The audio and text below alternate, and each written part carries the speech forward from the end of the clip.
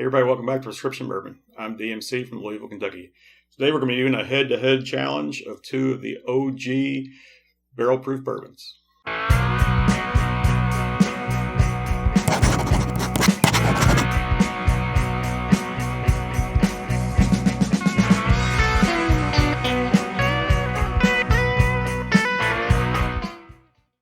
Hi everybody. Anybody who's new here, welcome. Anybody who's been here before, if you haven't hit that subscribe button, please hit subscribe.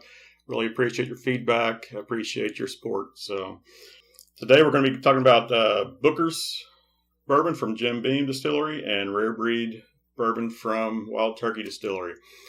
Booker's is known in the industry as the original barrel proof bourbon. It was released, dates vary on the internet and all that, but I think the official release is down as being 1988.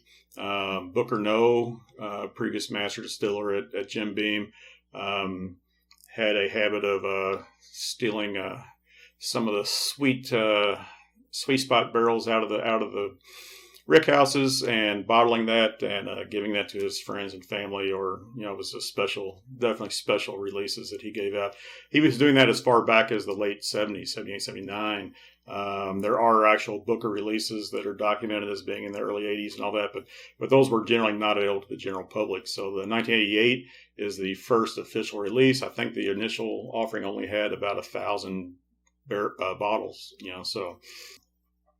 But what makes Booker special is it is bottled at barrel proof, so it's cask strength bourbon. It is non-chill filtered also, so it's listed on the box and label as uncut, unfiltered. This particular version I have here is 2019-03, which is the Country Ham, Booker's Country Ham. It comes in at 62.35% alcohol, which is 124.7 proof, aged 6 years, 4 months, and 2 days. Booker's very transparent about this stuff. They give you a little card. It comes in a box. Give you a little card in the box that tells you where all the barrels came from that went into this batch. Which rick houses, how all that sort of stuff. So which days they were picked and poured. This is also called a small batch bourbon, which Booker No is also credited as coining the term small batch. There's no official legal definition of small batch.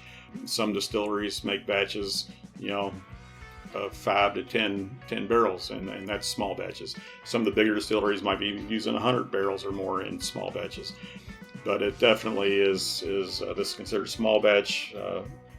For Jim Beam, they have a small batch collection, which includes this Booker's, it includes Baker's, it includes Knob Creek and Basil Hayden. So that's their Jim Beam small batch collection. So, not to be outdone, in 1991, Wild Turkey released the Rare Breed Bourbon, which is also barrel proof bourbon. So this is considered the second barrel proof bourbon release in the industry. So we got the first and the second barrel proof bourbons here. So this particular batch comes in at 116.8 proof. So this is I think the most recent batch. That's the proof point on that. Rare Breed since 1991. The proof is varied around on that, and I know Wild Turkey themselves have changed their barrel entry proof and all that. So, but this is non-age stated, although it does say on their website that it's a mix of 6, 8, and 12-year-old barrels. So we're looking at this is 6 years, 4 months. This is a 6, 8, 12-year barrels mixed. They're both uncut. These 116 proof and 124 proof. So, all right. I'm going to pour these, mark these, mix them up, and give you some nosing and tasting notes. So, while I'm doing that, sitting beside me here is a great book by David Jennings on the history of Wild Turkey bourbon whiskey. It's called American Spirit Wild Turkey Bourbon from Rippy to Russell. So this came out last year. David Jennings great guy. He's probably the most knowledgeable person on wild turkey out there. Done a lot of research, and so yeah, so definitely some good information in that book. A little bit more to make these equal here. All right. So I've got these poured. I've got them marked. I'm gonna mix them up, and let them sit for just a minute, and I'll mix them up and come back, and we'll nose them and taste them. All right, we're back. Like I say, these have been sitting out for about 5 minutes. I mixed them up. I don't remember which one's which. I mean, 50-50 chance of it being either one. It's not a real big set here. But I'm going to go through and just taste these head to head and see how they compare.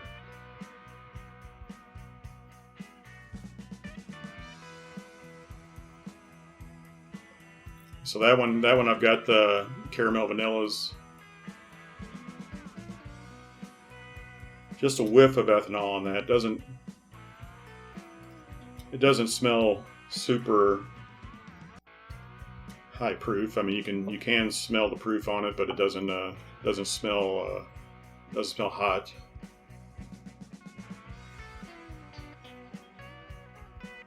More oak on this one.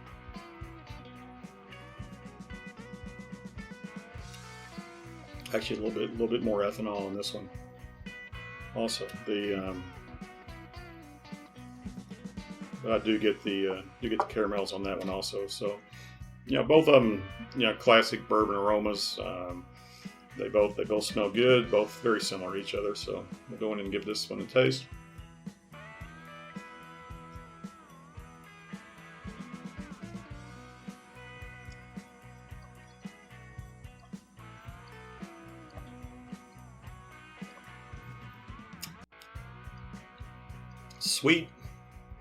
Sweet and spicy. I mean, the sweet hit immediately on the tongue, but was quickly overpowered with spice and heat. Went down very warm. I got a nice, you know, huggy hug out of that. It wasn't burning. It was very warm, very spicy.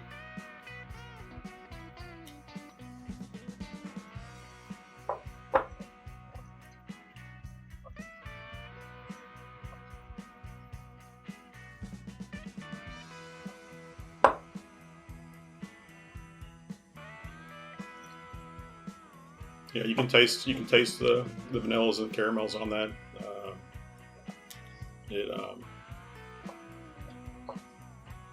Medium long finish on it. The spice lingers. I said definitely warming. Give this one a try.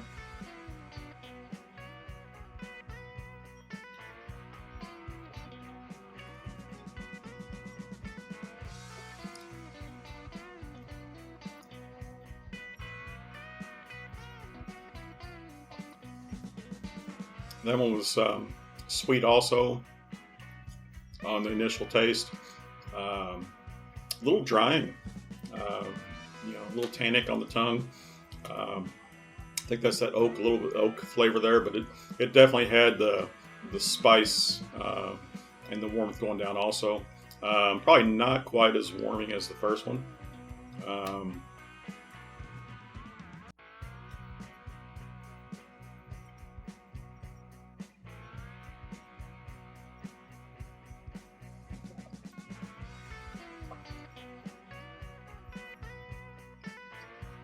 Yeah, there's that spice borders on a mint almost, but it is spicy. It is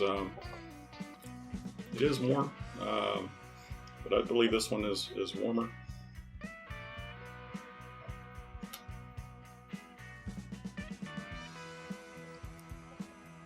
Yeah, I think this one here.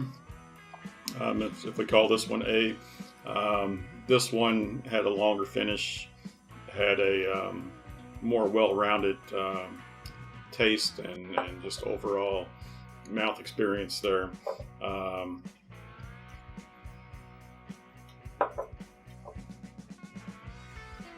pretty equal on the aromas, but on the taste, I'm gonna give this one a little bit of nudge up. So we'll see which one's which here. Now don't forget though. I mean, even though these are not single barrels, they are batches and they do evolve over time. So certainly Booker's comes out with 3 to 4 batches a year. They're all different. They have different taste profiles. Clearly, Booker used to select all these himself. That got passed down to Fred and I believe Freddie knows even maybe gotten on the action. I know they did the little books that Freddie did. I think he may have partnered with his dad Fred to do the most recent Bookers. I think. But yeah, so these are selected by him. These these are selected. I think Eddie and Jimmy are involved most of the time. Not always. They're more known for their Russell's Reserve picks and whatnot. But these are definitely hand-picked barrels that go into this also, and it changes over time also. So coming in second is the Bookers, and what I'm calling my favorite of these two is Rare Breed. So like I say, very equal on the aromas. Similar tastes, similar experience. This one was just a little bit more well-rounded, tastes a little bit better, finish lasts a little longer. So I definitely, here today, give a big thumbs up to the Rare Breed. I hope if you haven't had a chance to try it, you should go out and get you a bottle and give it a try. Price-wise, Rare Breed, $45, give or take. I can usually get it for less than that, but I know some people probably have to pay in the 50s for it. Booker's, I know the price has gone up over the years, and it used to be $55. Now it's up to $75 and more. Very common to even see it up $90 to $100 range in some states, I'm sure. Here, I can usually pick it up for $75 to $70 nowadays still. So, but it does seem to be climbing. I know they did a price increase that I think was supposed to be a multi-year price increase a couple years back. So I don't know if that's still going on or not. But at $45 and $75, yeah, I mean, Rare Breed's kind of hard to beat. You can pick this up, drink this, and not feel guilty about it at all. So, all right, everybody. I hope you had some fun here and learned something. If you like what you see, hit that like button. Leave some comments down below. Which one's your favorite? Anything that I should have said that I didn't, let me know. I appreciate your time. Remember, everybody, all bourbon is whiskey, but all whiskey is not bourbon. And the best bourbon comes from Kentucky. Cheers.